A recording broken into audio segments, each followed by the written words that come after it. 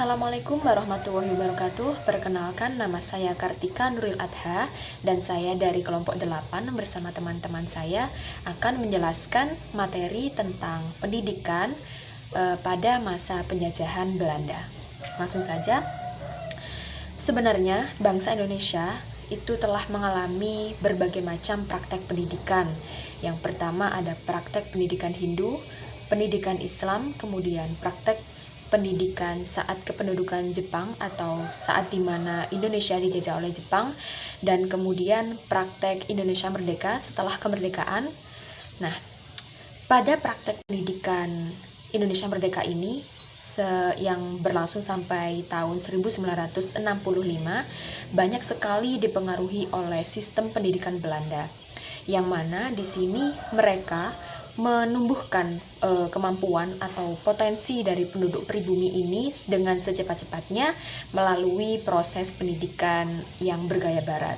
Dan kemudian mereka juga mempersiapkan penduduk pribumi ini untuk menjadi penduduk yang berpendidikan dan menjadi penduduk kelas menengah baru di dunia. Namun pada masa pendidikan kolonial ini masih ditemukan yang namanya diskriminasi, yakni mereka masih mengutamakan anak-anak dari kelas atas, misalkan anak pejabat, daripada anak-anak dari kelas bawah.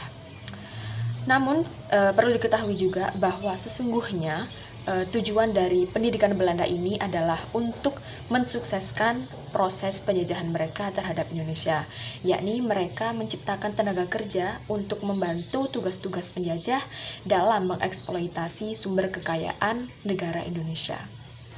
Namun juga tidak dapat dipungkiri bahwa pendidikan Belanda ini sangatlah penting, sangat berperan penting dalam proses kemerdekaan Indonesia, karena melalui pendidikan Belanda ini Indonesia dapat menumbuhkan pejuang-pejuang yang dapat memerdekakan Indonesia sampai sekarang ini. Nah, untuk materi bagaimana proses pendidikan pada masa penjajahan Belanda akan disampaikan oleh teman-teman saya. Terima kasih. Assalamualaikum warahmatullahi wabarakatuh. Terima kasih untuk kalian semua yang telah menyempatkan untuk menonton video ini. Perkenalkan, nama saya Riza Umami. Di sini saya akan mencoba menjelaskan tentang tujuan bangsa Belanda datang ke Indonesia. Jadi begini teman-teman. Bangsa Belanda itu datang ke Indonesia pada tahun 1596 dengan pimpinan Cornelis de Houtman dan Peter Keizer. Nah, ketika mereka datang ke Indonesia itu mereka membutuhkan waktu sekitar 14 hari atau 2 minggu. Dan pada tanggal 22 Juni 1956 mereka akhirnya berhasil mendarat di Pelabuhan Banten. Nah, apa yang akan terjadi ketika setelah itu? Yang terjadi adalah mereka akhirnya ditolak oleh pimpinan Banten. Karena apa? Karena kesombongan, kearoganan pimpinan Cornelis de Houtman yang mengakibatkan mereka ditolak mentah-mentah oleh ketika mendarat di Pelabuhan Banten. Tidak berhenti di situ saja teman-teman. Setelah itu pemerintahan Belanda mengirim kembali pasukannya, perdagangan rempah-rempah kembali ke Indonesia pada namanya itu Perseroan Amsterdam yang dipimpin oleh mohon maaf jika saya salah mengucapkan pengucapan nama-namanya. Yang pertama yaitu dipimpin oleh Jacob van Eyck, yang kedua oleh Van Heemskerck dan Van Werwijk. Nah, belajar dari kesalahan sebelumnya dari pimpinan Cornelis de Houtman, akhirnya mereka finally berhasil mendapatkan simpati dari pimpinan Banten yang mengakibatkan mereka diperbolehkan masuk dan berdagang rempah-rempah di Pelabuhan Banten itu. Nah, teman-teman, tahukah kalian sebenarnya tuh ya, awal dari kedatangan bangsa Belanda ke Indonesia itu hanya untuk berdagang rempah-rempah saja. Namun lambat laun mereka akhirnya merubah tujuan mereka. Mereka menginginkan hal yang lebih ketika mereka menemukan sebuah area rempah-rempah yang bagus dan mendapatkan keuntungan yang besar. Mereka menginginkan hal yang lebih dengan berniat untuk memonopoli perdagangan rempah-rempah dan mengakibatkan sebuah penjajahan. Nah, dari sini paham kan? Setelah berniat seperti itu, akhirnya niatan mereka terrealisasi dengan didirikannya sebuah organisasi yang namanya VOC, atau biasanya kita familiar dengan sebutan VOC, Verenigd Oost-Indische Company, yang didirikan pada tanggal 20 Maret 1602. Nah, pada abad 17 ke 18 ini Indonesia itu tidak secara penuh dikuasai oleh pemerintah Belanda, namun lambat laun dengan didirikannya VOC ini. Nah, VOC ini bertujuan yaitu yang pertama yaitu menguasai pelabuhan-pelabuhan penting yang ada di Indonesia. Yang kedua, menguasai kerajaan-kerajaan yang ada di Indonesia. Dan yang ketiga, memainkan monopoli perdagangan rempah-rempah. Dan yang keempat yaitu mengatasi persaingan antara pedagang Belanda dengan pedagang Eropa lainnya yang akan masuk. Nah, teman-teman, VOC ini sangat mempertahankan monopoli rempah-rempahnya, sangat-sangat mempertahankan. Hal ini tuh dilakukan dengan cara penggunaan ancaman kekerasan terhadap penduduk penghasil rempah. Dan orang-orang yang mencoba untuk berdagang dengan orang non-Belanda. Contohnya, ketika penduduk Kepulauan Banda mencoba untuk menjual biji pala kepada pedagang Inggris, pasukan Belanda langsung membunuh ataupun mendeportasi orang-orang yang bekerja di perkebunan pala tersebut dan menggantinya dengan pembantu-pembantu ataupun budak-budak yang berasal dari pasukan Belanda. Nah, itulah teman-teman tujuan dari pasukan Belanda datang ke Indonesia. Gimana? Paham kan? Kalau tidak paham bisa komen di bawah. Terima kasih. Nama saya Mei Erna Anggraini, NIM T2017-1047. Baik, di sini saya akan menjelaskan poin B, yaitu kebijakan Belanda dalam bidang pendidikan. Nah, kebijakan kolonial Belanda dalam bidang pendidikan pada saat itu yang sedang menyolok yaitu politik etis dan juga ordonasi. Nah, di sini politik etis yaitu politik kebijakan penjajahan Belanda mengalami perubahan yang mendasar dalam sejarahnya. Eksploitasi terhadap Indonesia yang berkurang sebagai pembenaran utama bagi kekuasaan Belanda dan digantikan dengan pertanyaan-pertanyaan keprihatinan atas kesejahteraan bangsa Indonesia. Kebijakan itulah yang dinamakan politik etis, seperti itu.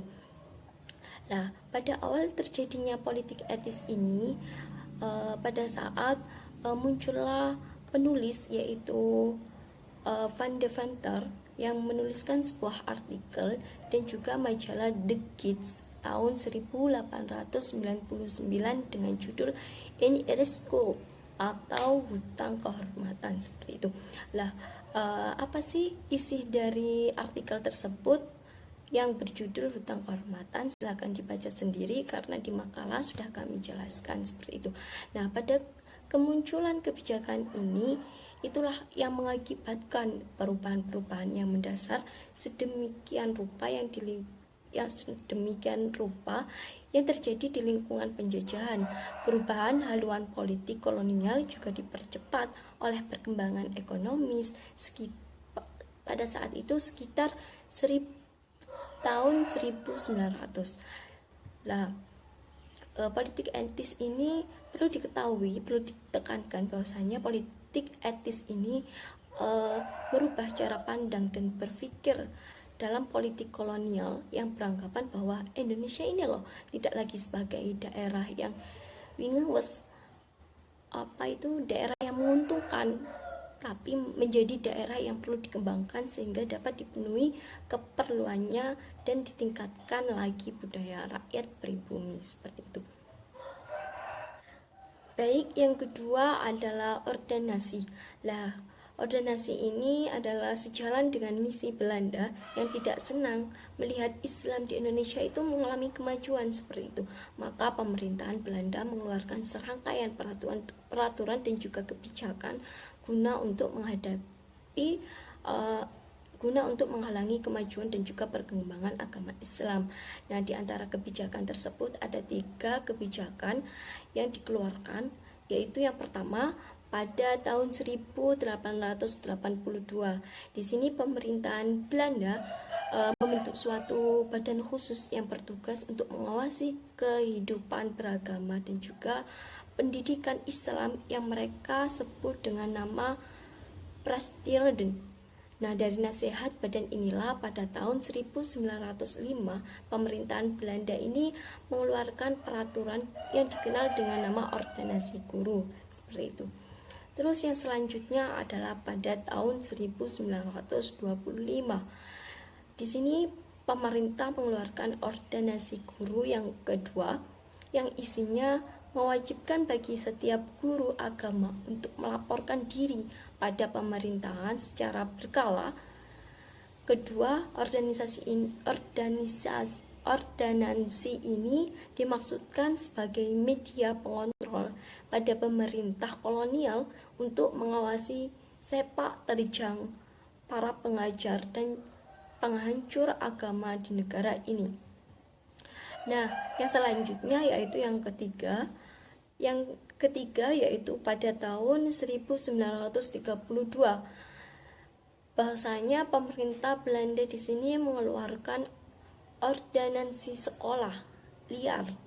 Nah, ordinansi ini berisi kewenangan untuk memberantas dan juga menutup madrasah dan sekolahan yang tidak ada izinnya, seperti itu, atau sekolah yang memberikan pelajaran yang tidak disukai oleh Belanda. Nah, dalam realisasinya peraturan ordonansi tersebut digunakan untuk menekan Islam karena dikaitkan dengan ketertiban dan juga keamanannya. Misalnya, ketika terjadi persaingan ketat antara Islam dan juga Kristen, itu muncul karena adanya organisasi yang sepenuhnya untuk tujuan politisasi, seperti itu. Baik, terima kasih. Assalamualaikum warahmatullahi wabarakatuh. Nama saya Anissa Olafidah. Baik, di sini saya akan menjelaskan tentang pendidikan Islam pada masa penjajahan Belanda. Pendidikan Islam pada masa penjajahan Belanda ini mengalami banyak cobaan. Pada tahun 1819 Masehi, Gubernur Jenderal Belanda Van den Capellen itu memberi inisiatif untuk mendirikan sekolah dasar. Pendidikan agama Islam yang ada di pondok, yang ada di masjid, di musola, dan lain sebagainya itu dianggap tidak dapat membantu pemerintahan Belanda. Dan para santri yang mondok itu dianggap masih buta huruf atau tidak bisa membaca. Tujuan dari didirikannya pendidikan sekolah dasar itu untuk dimaksudkan untuk menandingi madrasah atau pesantren yang ada di desa itu. Sedangkan kita tahu bahwa pendidikan itu sudah ada tapi dalam bentuk madrasah maupun pesantren. Dan untuk mengurangi minat masyarakat untuk masuk di madrasah, maka mereka mendirikan sekolah dasar. Dan pada tahun 1925 Masehi, pemerintah Belanda mengeluarkan peraturan yang lebih ketat lagi terhadap pendidikan Islam, bahwa tidak semua guru atau kiai itu boleh memberikan pengajaran pendidikan agama Islam. Hanya kiai-kiai tertentu atau kiai-kiai yang pro terhadap Belanda yang dapat memberikan pendidikan agama Islam.